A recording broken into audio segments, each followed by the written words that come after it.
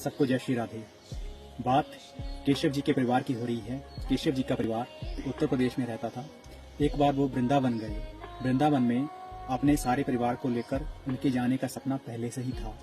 उनकी बूढ़ी दादी माँ ने घर में लड्डू गोपाल रखे हुए थे और उनका ये सपना था कि लड्डू गोपाल को वो बांके बिहारी के दर्शन जरूर करवाएंगे। ऐसे में सारा परिवार बांके बिहारी के दरबार पे पहुंचा। आप सब जानते हैं कि बांके बिहारी जी के मंदिर में खूब भीड़ भड़ाका रहता है।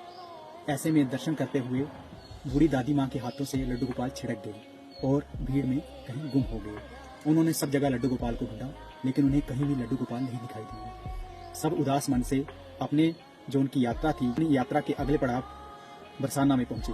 बरसाना में वो जैसे पहुंचे तो उन्होंने राधे रानी के दर्शन किए। राधे रानी के दर्शन करने के बाद जैसे वो सारा परिवार उदास मन से, दुख से, वो सारा परिवार एक कोने में बैठा हुआ था। ऐसे में बूढ़ी दादी माँ को एक छोटी सी कन्या आती हुई दिखाई दी। उस छोटी सी कन्या का रूप बड़ा अद्भुत था।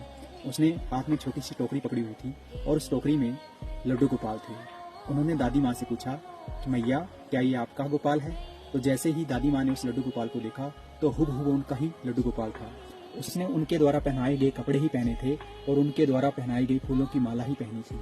जब उन्होंने लड्डू गोपाल को अपनी गोदी में लिया और आंखें ऊपर करके देखा तो वो कन्या गायब थी। उस कन्या के गायब होने से हर कोई हतप्रभ था। ये सारा दृश्य जो था वो सारा परिवार देख रहा था, लेकिन उन्होंने हर संभव कोशिश की उस कन्या को ढूंढने की। वो कन्या कहीं दिखाई नहीं थी। ऐसे में सारा परिवार पुजारी जी के पास गया। पुजारी जी ने कहा कि आप सारा परिवार राधे रानी जी के दर्शन को कीजिए। राधे रानी ने स्वयं आकर अपने प्रीतम अपने गोपाल को आपके हाथों में सौंपा है कि राधा रानी का आशीर्वाद समझकर इसको घर लेकर जाएं, आपकी यात्रा संपूर्ण है।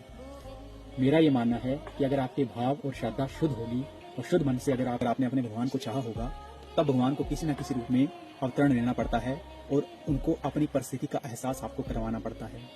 भक्त और भगवान का जो रिश्ता है वो बहुत बड़ा ही पवित्र और निर्मल है। आप भी श्रद्धा से, सच्चे मन से अपने प्रीतम अपने गोपाल को ध्याइए और प्रेम से लिखिए राधे राधे।